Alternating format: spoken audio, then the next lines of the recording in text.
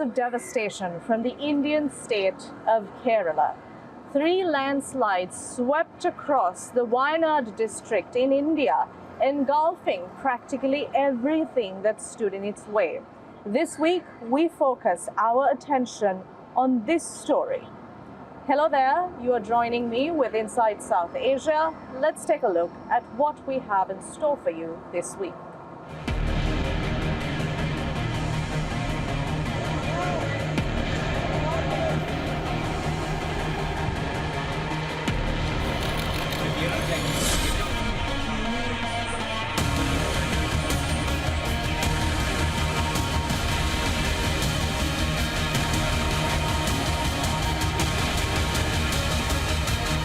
We start this week with a story of nature getting its own back and a story coming from Wayanad, Kerala, India.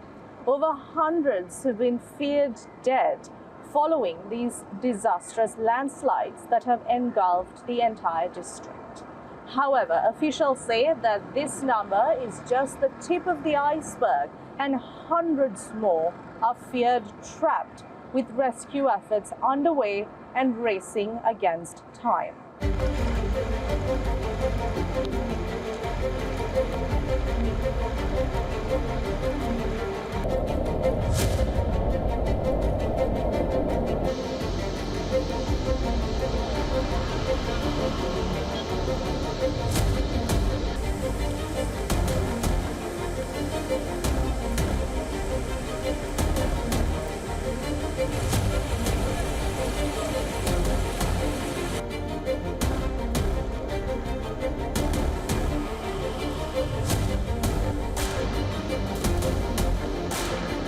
Churalmala is one of the worst hit regions in the Wayanad landslide. So right behind us, you can see the kind of terrain that's prevalent over here and the kind of challenges that the rescue authorities are facing.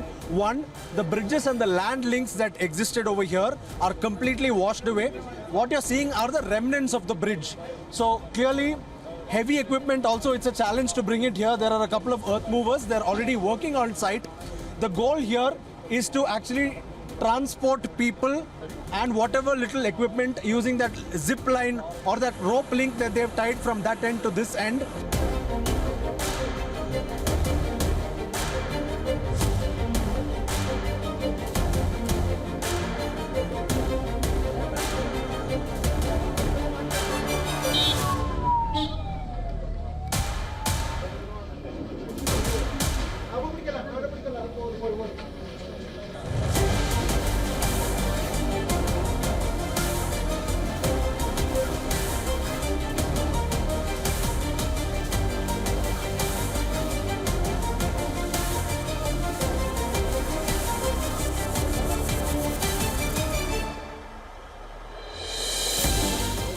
എൻ്റെ മോനും എൻ്റെ പേരക്കുട്ടികളും ഒക്കെ പോയി വെള്ളത്തിൽ പോയി. ഞങ്ങൾക്ക് ജീവിക്കാനില്ല, ജീവിതവും ഇല്ല, എല്ലാവരും പോയി. മോനെ കിട്ടിയിട്ടുണ്ട്. ഞങ്ങൾ അവിടേക്ക് പോവുകയാണ്, ബോഡി കാണാൻ പോവുക. പിന്നെ എനിക്ക് കുടുംബങ്ങളുള്ളതൊക്കെ മുണ്ടക്കൈയാണ്. അവർ എല്ലാവരും പോയി. അവർ ഇതിൽ 2 ആളെ കിട്ടിയപ്പോൾ, ബാക്കിയുള്ളവരൊന്നും കിട്ടിയില്ല. 6-7 പേരൊന്നും കിട്ടിയിട്ടില്ല. അപ്പോൾ ഇനിയിപ്പോൾ വീടുമില്ല, സ്ഥലവുമില്ല, ജോലിക്കൊന്നും പോയിട്ടും ജീവിക്കാനുള്ള കഴിവുമില്ല, ഒരു വീട് വയ്ക്കാനുള്ള. അപ്പം അതൊക്കെ ഇങ്ങനെ ആലോചിച്ചിട്ട് മനസ്സമാധാനം ഇല്ലാണ്ടിരിക്കുകയാണ്. എന്ത് ചെയ്യണമെന്നറിയാതെ.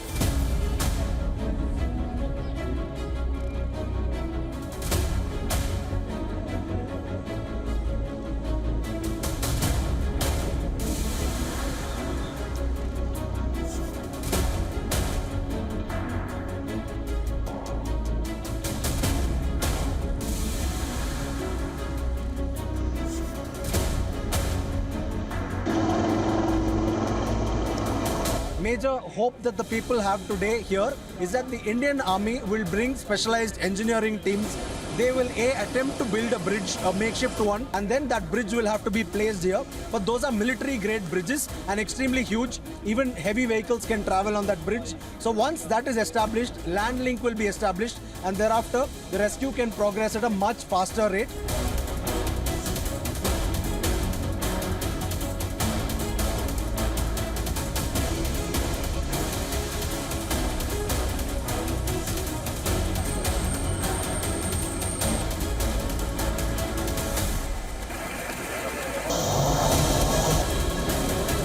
a national effort now. Army, Navy, NDRF, state authorities, Air Force, name it, all of them are on site. Thousands of them, volunteers as well. They're all here to ensure that they can provide succor to the people of Wayanad as much as possible and as soon as possible. With video journalist Nagappa from Wayanad, Churul Mala, Siddharth MP, WION World is One.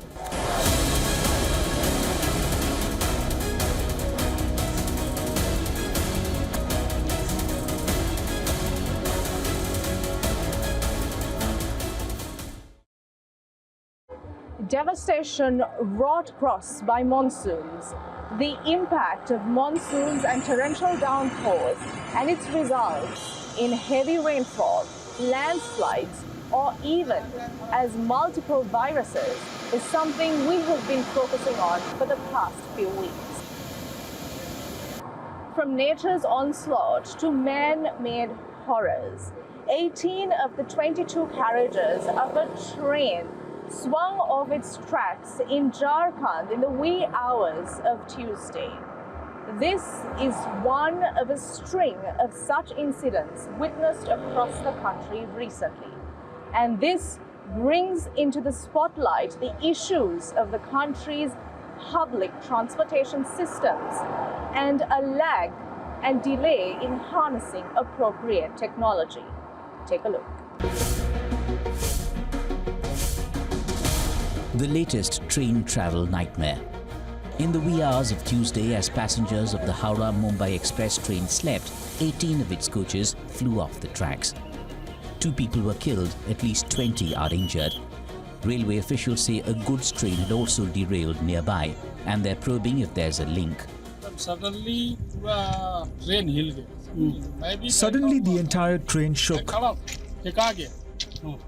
The coaches derailed one by one. Because of the darkness, no one had a clue what was happening. The bigger picture is even more worrying. The fact that this is the 3rd train accident in 6 weeks gives the tragedy a new dimension. In just the last 2 months, 2 other train derailment tragedies, one in Gonda, Uttar Pradesh, and the other in West Bengal, have killed at least 15 people and injured dozens. And the big one in June last year, 290 people were killed, over 900 were injured in the horrific triple train crash in Odisha's Balasore. 2 passenger trains and a goods train crashing into an ugly heap. Again, signal failure was found to be the culprit, a common thread in most of these tragedies. It turns even more tragic in the fact that a corrective solution is available but has not yet been put in place completely. Kavach, that translates into protective shield, is a high-technology automatic train protection anti-collision system that aids the loco pilot to run the train within specified speed limits. It's been certified for the highest safety integrity level SIL4 and reduces the probability of train collisions in blocked sections and on running lines at stations. The problem is, Kavach has been deployed on just 1,465 kilometers of tracks out of the 30,000 kilometer rail track network. Tenders are to be floated for 3,000 kilometers. All locomotives are slated to get Kavach systems in the next 4 years. Commissioning will be completed only in a second phase, for which there's no timeline yet. Question marks have also arisen on massive planned expenditure for the bullet train system, despite absence of the basic Kavach system across most of the network. The cost of Kavach is slated as a fraction of what bullet trains will cost. Mishaps and tragedies show up rising safety shortfalls in India's rail network. Experts have underscored that making railway safety a priority is critical to moves forward for the network and for India. Political temperatures continue to rise here in Sri Lanka, with the country's citizens expected to go to polls on the 21st of September to elect the nation's next executive president. Unlike previous elections, this one appears to be quite interesting given the fact that no candidate currently appears to be a clear favorite and appears to have garnered a 50% majority. Take a look at this report.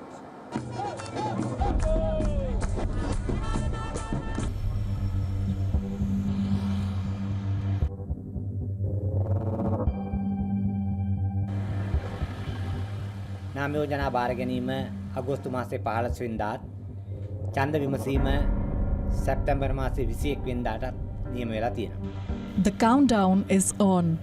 Sri Lanka's Election Commission has confirmed September 21st as D-Day. Candidates must confirm their nominations by the 15th of August. It's no secret that President Ranil Wickremesinghe has the support of the Rajapaksa-led Sri Lanka Podujana Peramuna SLPP. But fissures between Wickremesinghe and the SLPP are now deeper than ever. Earlier this week, co-members of the SLPP decided on not supporting the president and to field a candidate of their own. But the party in itself has split. Some 90 MPs, including several stalwarts of the party, support Wickremesinghe, going against the party line.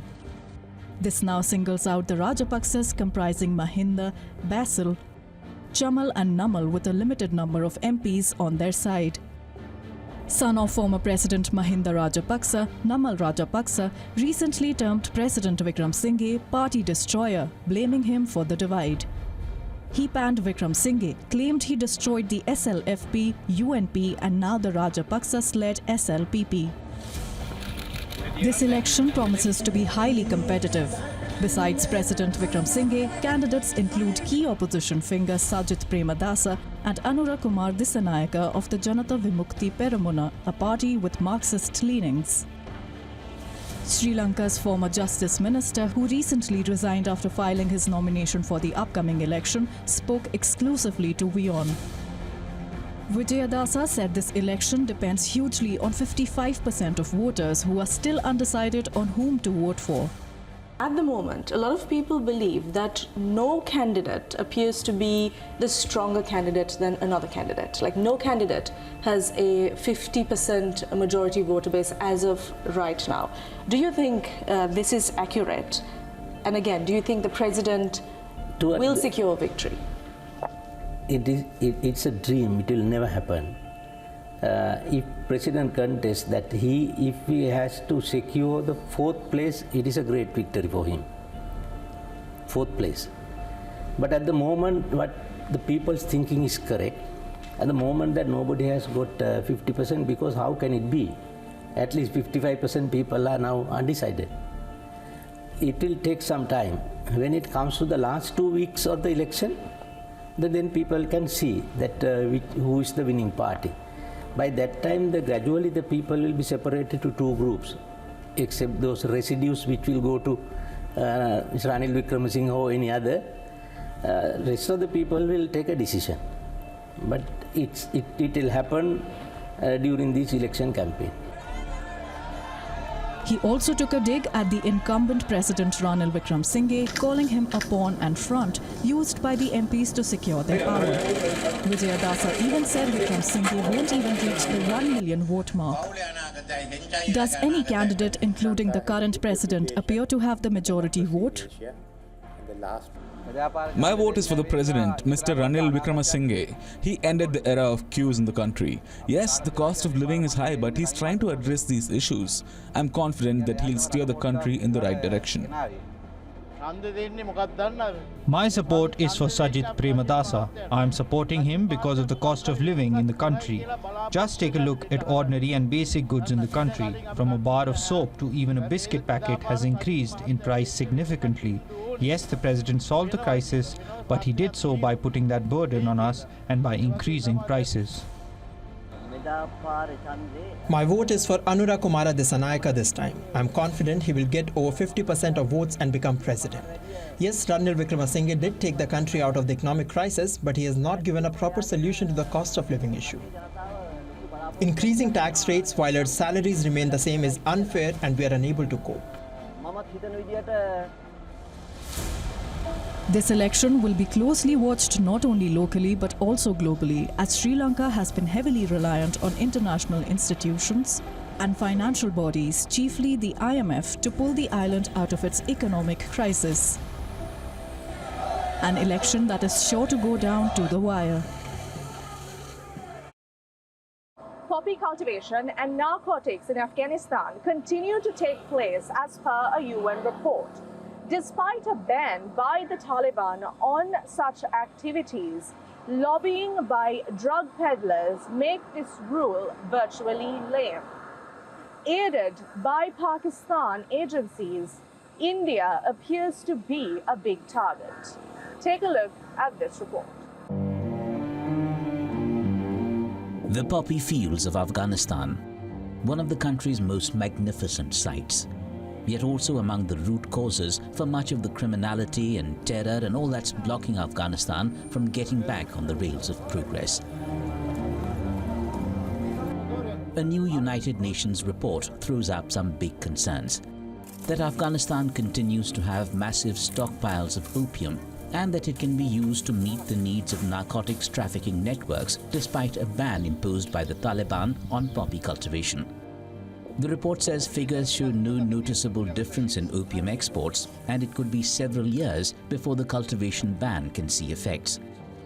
It points out that senior Taliban figures, including the Haqqani network, well-connected traders and middlemen, continue to profit from trafficking of heroin and methamphetamine. Citing examples, the report says the Taliban governor of Nangarhar province controls the eastern route for narcotics trafficking, while the governor of Balkh province controls the northern route. Meth seizures have continued to increase, and recently fentanyl has appeared and been recorded in significant quantities, the report says. It underscores that the Taliban continues to receive significant revenue from narcotics trafficking. India is a huge victim of the drug menace originating in Afghanistan. Pakistan's intel network, the Inter-Services Intelligence (ISI), has looked to make the most of it. Indian officials say the ISI controls the network that is used to smuggle the narcotics to different Indian regions, particularly via the maritime route. The seizure of 3,000 kilograms of heroin at Gujarat's Mundra port in 2021 led to big revelations. This was one of 5 large heroin consignments from Afghanistan's Kandahar. Investigations have shown that middlemen like Karachi-based Haji Salim and the Dard brothers coordinate with drug lords in Afghanistan for supplies. They work with the ISI as well as anti-India terror groups such as the Lashkar-e-Taiba to fund their terror attacks. And that's besides findings of direct links between Kandahar-based cartels and the network smuggling large consignments of drugs into India. It's a huge challenge for Indian intelligence and law enforcement agencies. And despite big promises from the Taliban in Afghanistan, it's not going away soon. Up next, we bring a few other stories that have been making headlines in the region in our Inside South Asia wrap.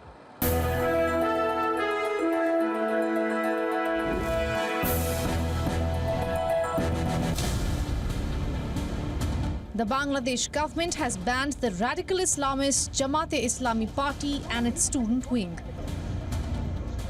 The government accused the Jamaat-e-Islami of hijacking student protests in the country earlier this month. Prime Minister Sheikh Hasina's ruling coalition accused the group of inciting the violence that left nearly 150 people dead.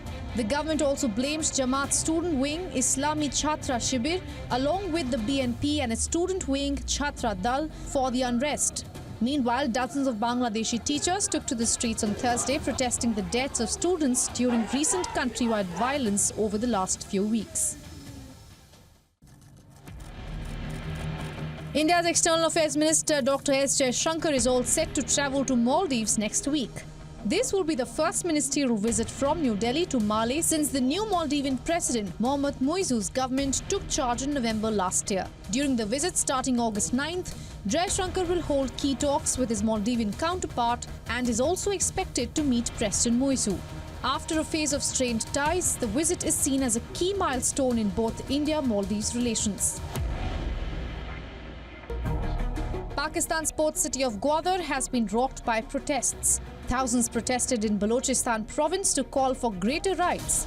Despite an abundance of natural resources, Balochistan has remained the country's poorest province. Locals say they do not receive a fair share of the wealth generated from the province's minerals. The demonstrations led to clashes between the police and protesters, which resulted in the death of a soldier and a protester. Right groups have raised alarm bells about the ongoing military crackdown on ethnic Baloch citizens. Gwadar is home to a port managed by a Chinese firm. The facility is a major investment project by China in Pakistan under its Belt and Road Initiative.